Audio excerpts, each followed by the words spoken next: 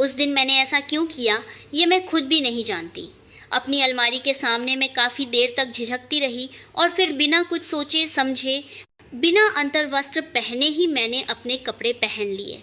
उस वक्त मुझे अंदाज़ा नहीं था कि मेरे इस एक फैसले का अंजाम क्या होगा। बारिश हो रही थी और घर पर मैं और खन्ना साहब अकेले थे। जब मैं उनकी स्टडी में किताबें ठीक कर रही थी तो मेरा पल्लू थोड़ा ऊपर खिसक गया और खन्ना साहब की नज़र उस पर पड़ गई। मीरा जी, आज आप कुछ अलग लग रही हैं, उन्होंने कहा।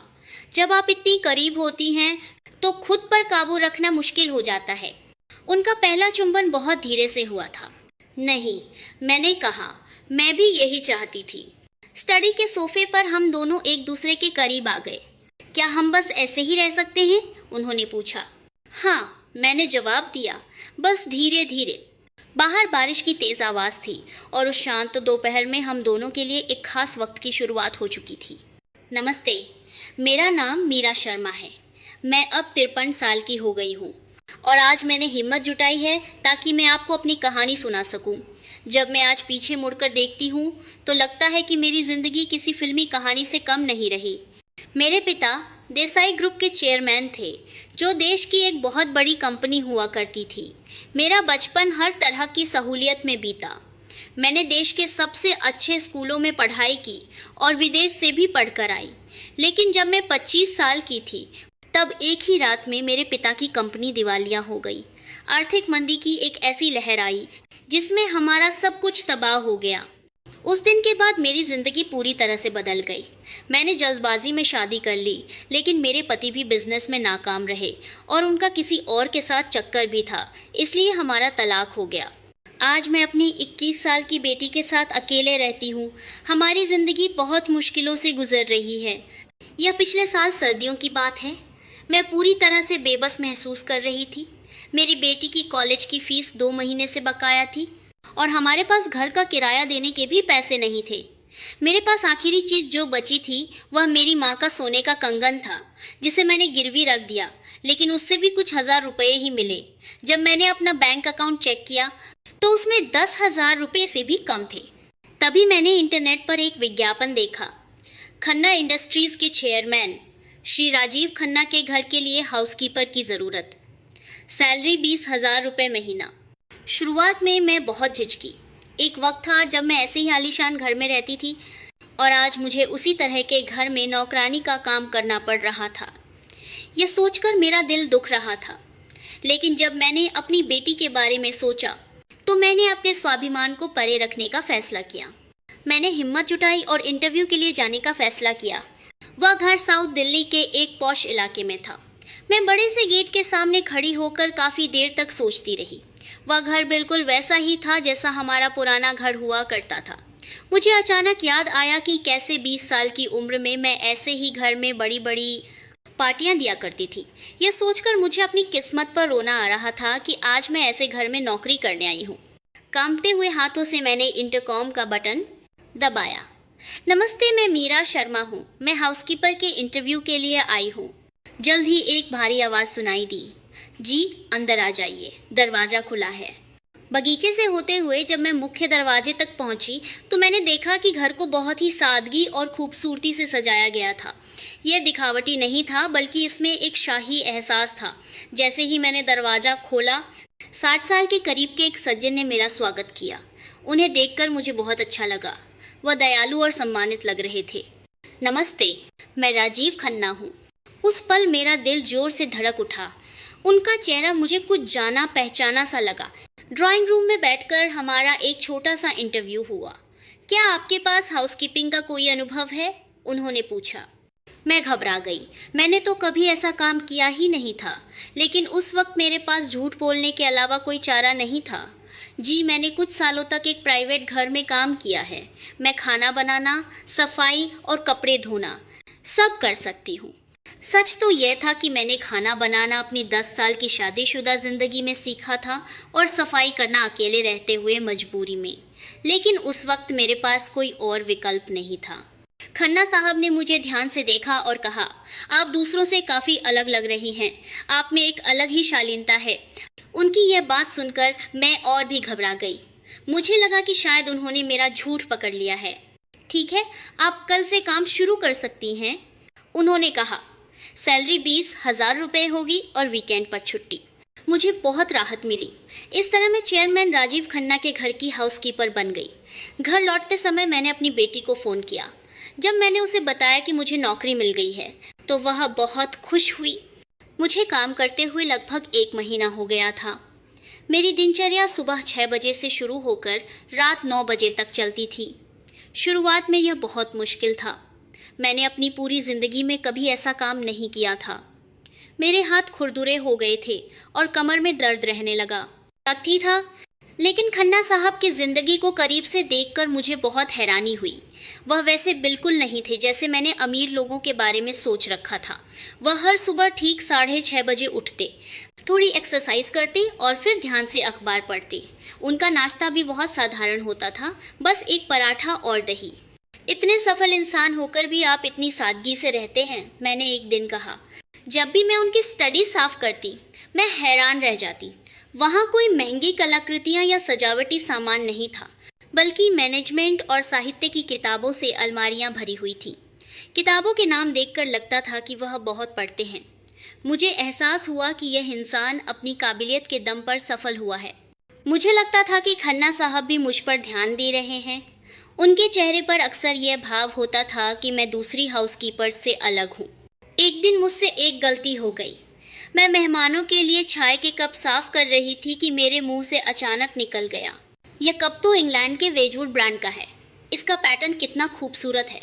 खन्ना साहब ने हैरानी से मेरी तरफ देखा। आप इस ब्रांड के बारे में कैसे जानती हैं?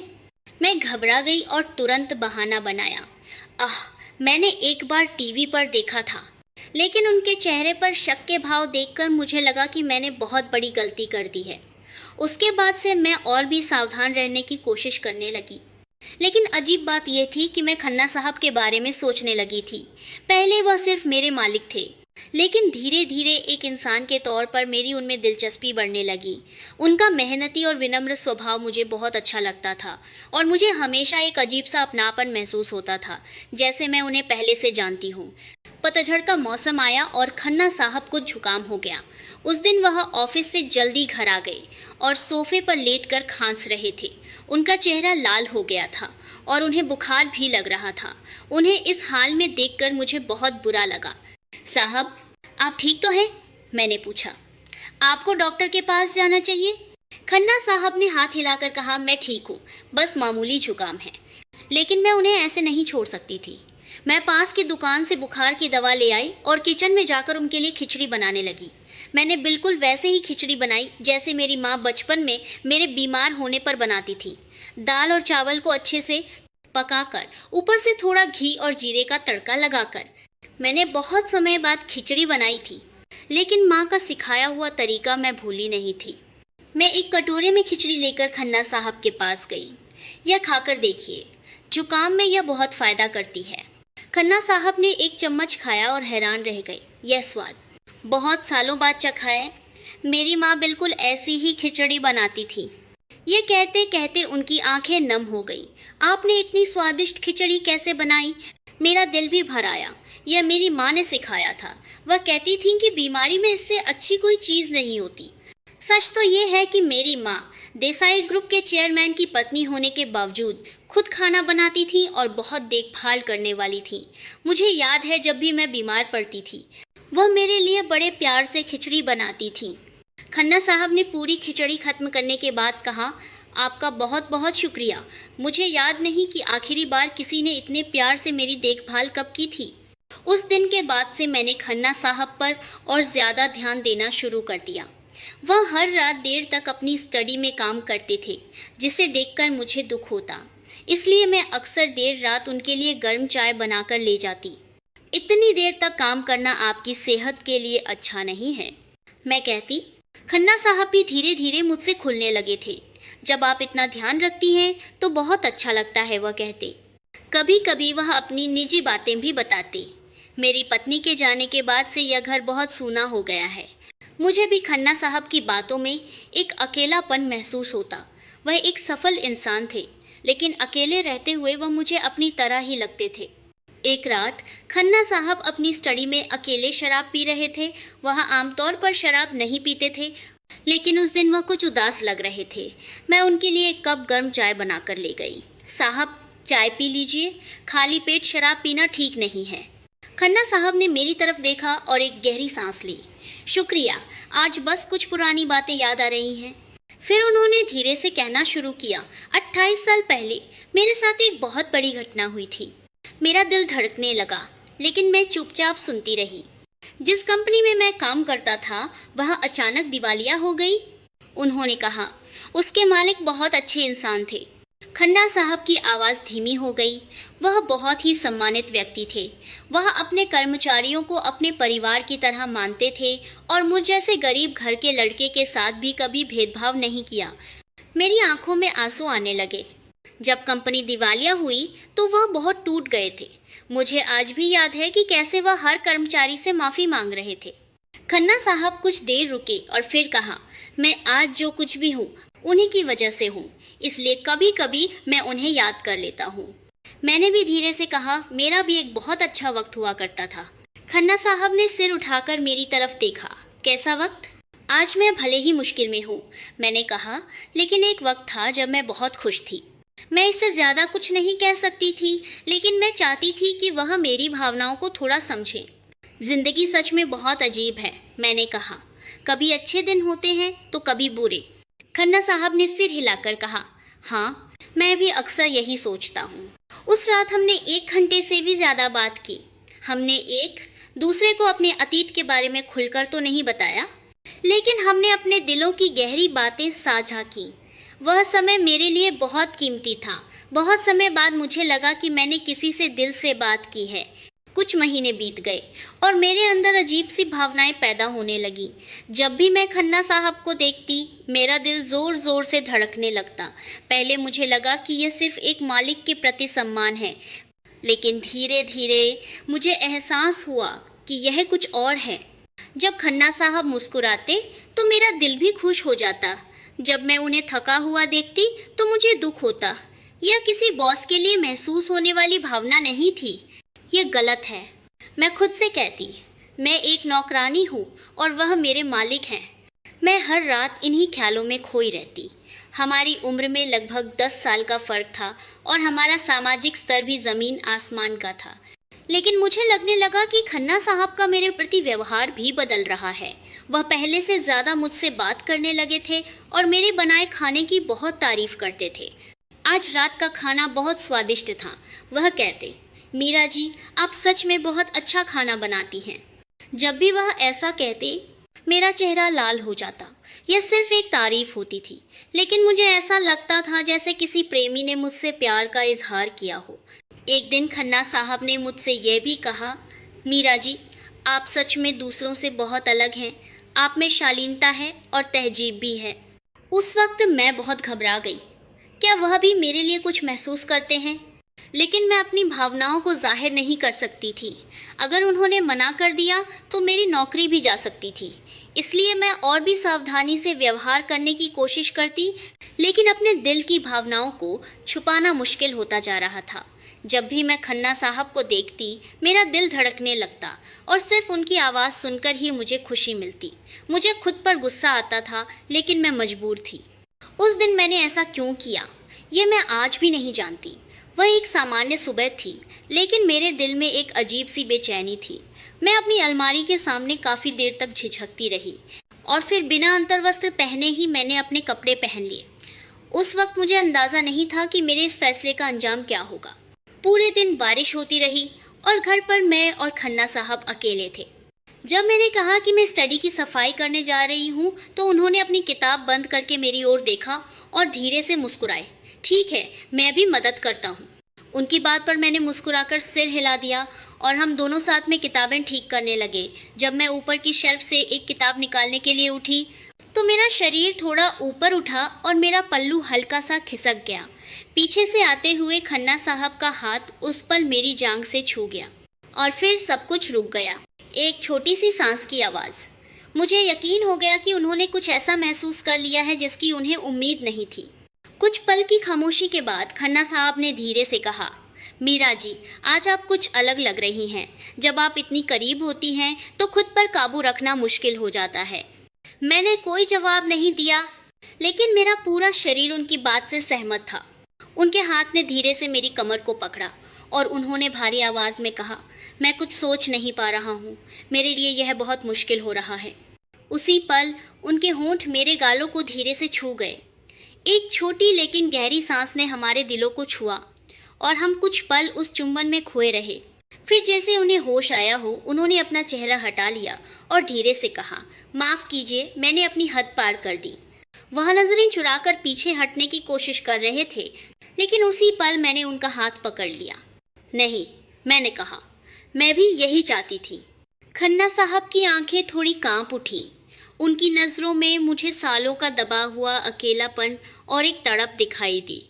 मैंने भी अपनी नज़रें नहीं हटाईं और हमने फिर से एक दूसरे को चूमा, इस बार बहुत धीरे और गहराई से।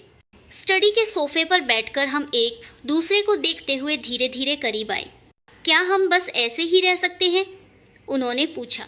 हाँ, मैंने जवाब दिया, बस धीरे धीरे।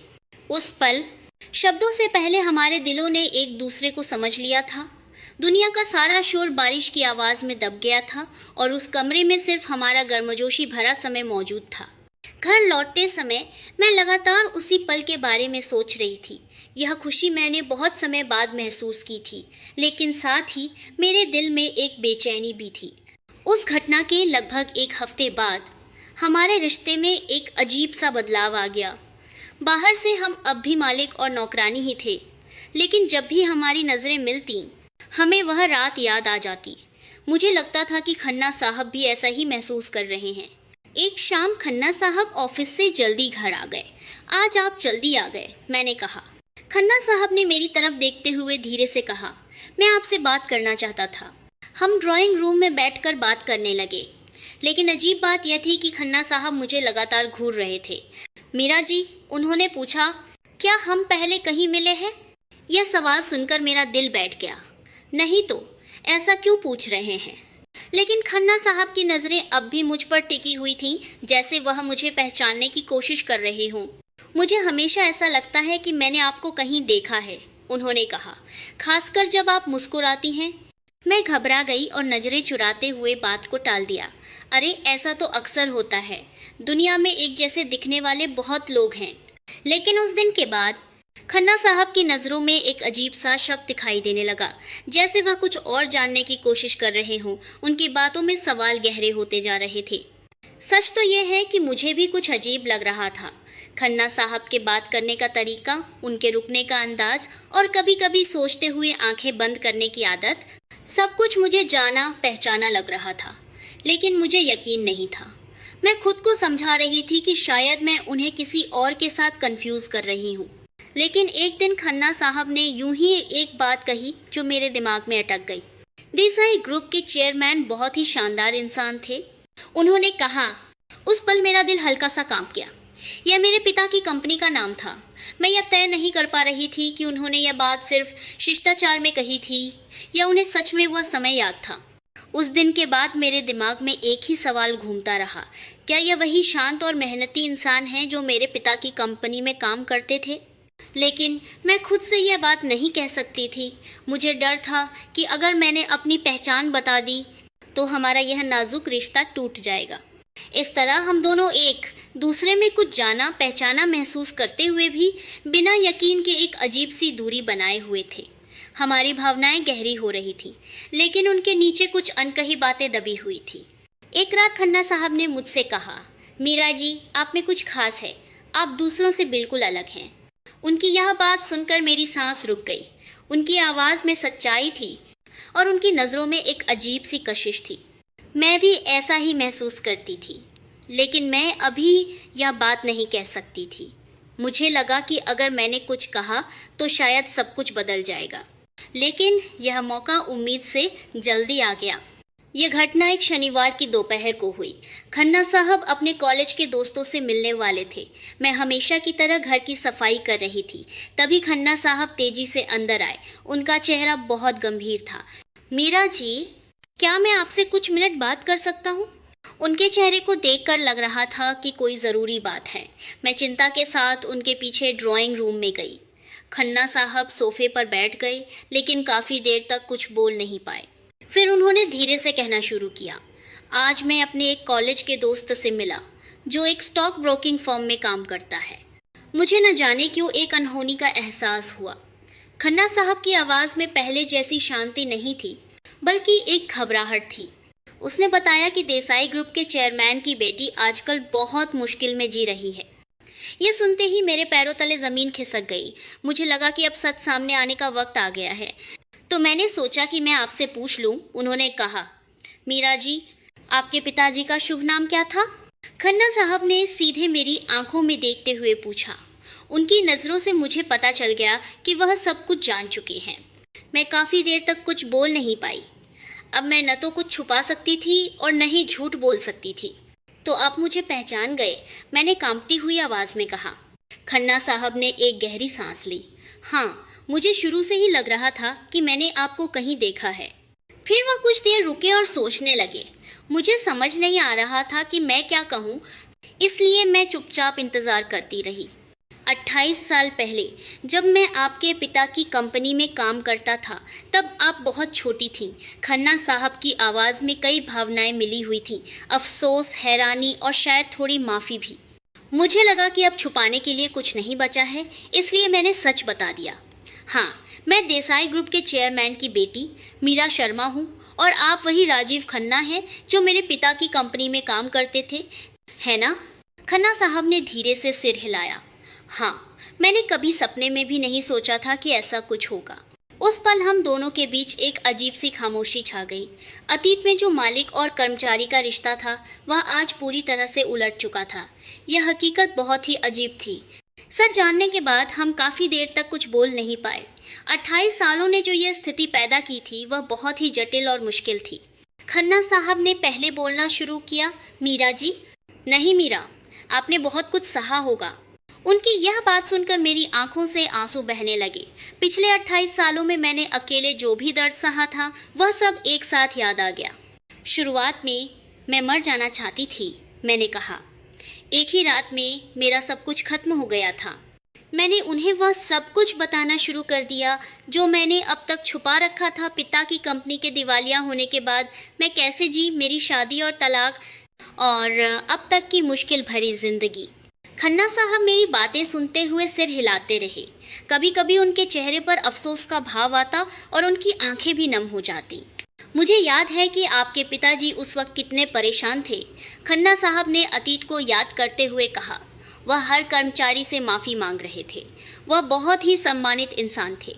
कंपनी मुश्किल में होने के बावजूद वह हमेशा अपने कर्मचारियों के बारे में पहले सोचते थे। उनकी बातें सुनकर मुझे अपने पिता की और भी याद आने लगी। कंपनी के दिवालिया होने के कुछ साल बाद ही उनका निधन हो गया था। वह तनाव और अपराधबोध में ही चले गए। मेरे पिता ने कंपनी की वजह से खुद को इतना दोषी मान लिया था कि वह जल्दी ही हमें छोड़कर चले गए। मेरी बात सुनकर खन्ना साहब का चेहरा उतर गया। मुझे बहुत अफसोस है, उन्होंने कहा। काश मैं उस वक्त कुछ और मदद कर पाता। नहीं, मैंने कहा, उस वक्त कोई कुछ नहीं कर सकता था। यह आपकी गलती नहीं थी। फिर मैंने खन्ना साहब से पूछा कि उन्होंने अपनी सफलता कैसे हासिल की, आप उसके बाद कैसे रहे। खन्ना साहब ने एक फीकी मुस्कान के साथ कहा, शुरुआत में मैं भी बहुत बेबस था। कंपनी बंद होने के बाद मेरे पास जाने के लिए कोई जगह नहीं थी, लेकिन मैंने आपके पिताजी से जो बिजनेस के सिद्धांत सीखे थे, उन्हें नहीं भूला और एक छोटे से बिजनेस से शुरुआत की।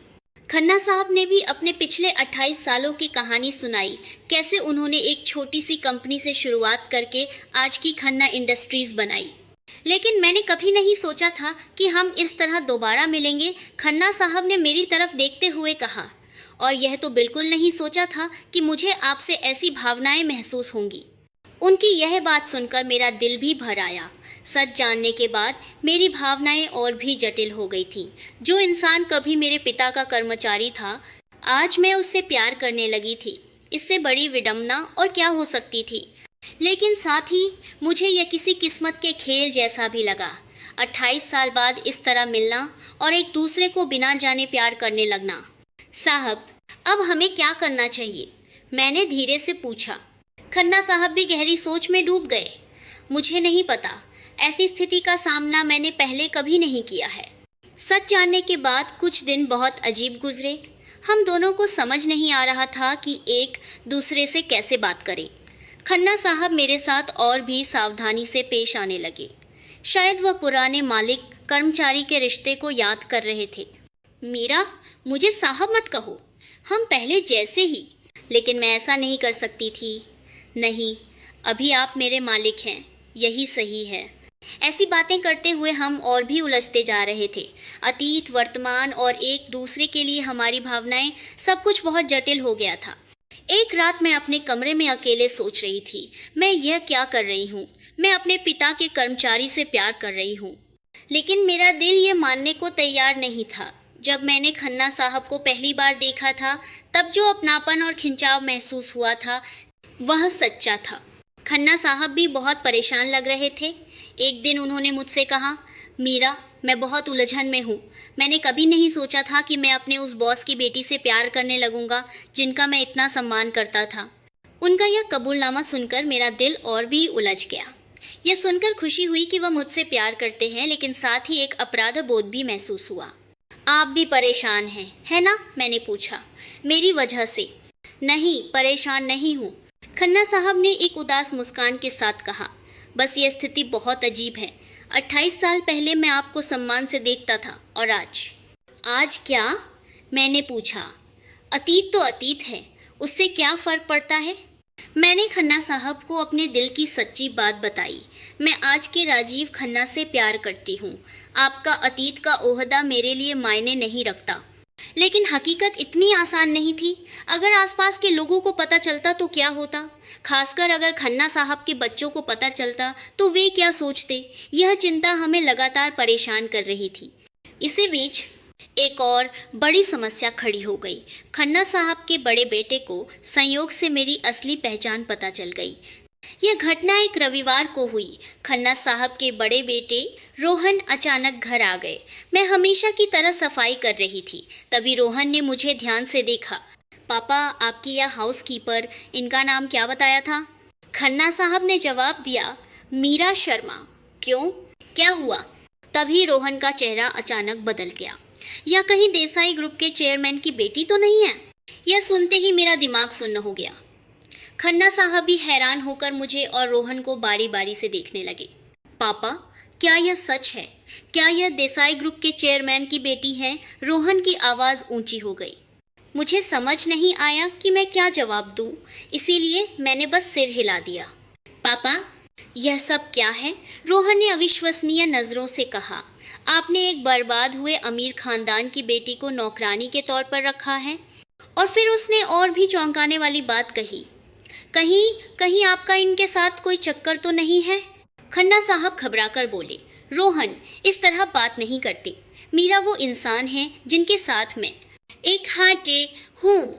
लेकिन रोहन और भी कमे से कैन हो गया। क्या आप एक नौकरानी के साथ अफेयर चला रहे हैं? पापा, यह हमारी इज्जत का सवाल है, ये कैसे हो सकता है? उसकी बातें सुनकर मुझे बहुत दुख हुआ। लेकिन मैं रोहन की जगह होती तो शायद मैं भी यही सोचती। अचानक पता चले कि आपके पिता एक नौकरानी के साथ रिश्ते में हैं। खन्ना साहब ने सख्ती से कहा, रोहन, मीरा के बारे में तमीज़ से बात करो। पापा, होश में आइए, रोहन चिल्लाया। माँ को गुजरे हुए कुछ ही साल हुए हैं और आप एक नौकरानी के साथ? रोहन की बातें सुनकर खन्ना साहब का चेहरा सख्त हो गया, लेकिन मैं वहाँ और नहीं रुक सकती थी। माफ़ कीजिए, मैंने कहा, मैं चलती हूँ। जब मैं जाने लगी तो खन्ना साहब ने मुझे रोका। मीरा, 1 मिनट रुको। लेकिन मैं बस वहाँ से निकल आई। मुझे लगा कि अगर मैं वहाँ और रुकी तो खन्ना साहब के लिए और भी मुश्किलें खड़ी हो जाएंगी। घर लौटते समय मेरी आंखों से लगातार आंसू बह रहे थे। मुझे पता था कि एक दिन ऐसा होगा, लेकिन जब यह हुआ तो बर्दाश्त करना बहुत मुश्किल था। अगले हफ्ते से सब कुछ बहुत अजीब हो गया। लगता था कि रोहन की अपने पिता से बहुत बड़ी लड़ाई हुई है। खन्ना साहब भी बहुत परेशान लग रहे थे। मीरा, मुझे माफ़ कर दो, उन्होंने कहा। रोहन ने जो कहा, कोई बात नहीं, मैंने जवाब दिया। उसकी प्रतिक्रिया स्वाभाविक थी। लेकिन सिर्फ रोहन ही नहीं, जब उनकी छोटी बेटी सुनीता को पता चला तो स्थिति और भी खराब हो गई। सुनीता तो और भी सीधी बात करने वाली थी। पापा, मुझे आपसे बहुत निराशा हुई, उसने कहा। क्या एक बर्बाद हुए अमीर खानदान की बेटी अब आप पर निर्भर हो गई है? जब मुझे यह बात पता चली तो मुझे बहुत गुस्सा आया, लेकिन साथ ही मैं उनके बच्चों की चिंता को भी समझ सकती थी। कुछ दिनों बाद मुझे और भी चौंकाने वाली खबर मिली। खन्ना साहब के जानने वालों में भी यह बात फैलने लगी थी। देसाई ग्रुप की बेटी अपने पिता के पुराने कर्मचारी के पीछे पड़ी है। खानदान बर्बाद हो गया तो क्या स्वाभिमान भी बेच दिया? जब मुझे पता चला कि ऐसी बातें हो रही हैं तो मेरा दर्द असहनीय हो गया। आसपास के लोगों का विरोध इतना बढ़ गया कि मैं गंभीरता से इस रिश्ते को खत्म करने के बारे में सोचने लगी। मुझे यह देखकर बहुत दुख हो रहा था कि मेरी वजह से खन्ना साहब के अपने बच्चों से रिश्ते खराब हो रहे हैं और उन्हें लोगों की उंगलियों का सामना करना पड़ रहा है।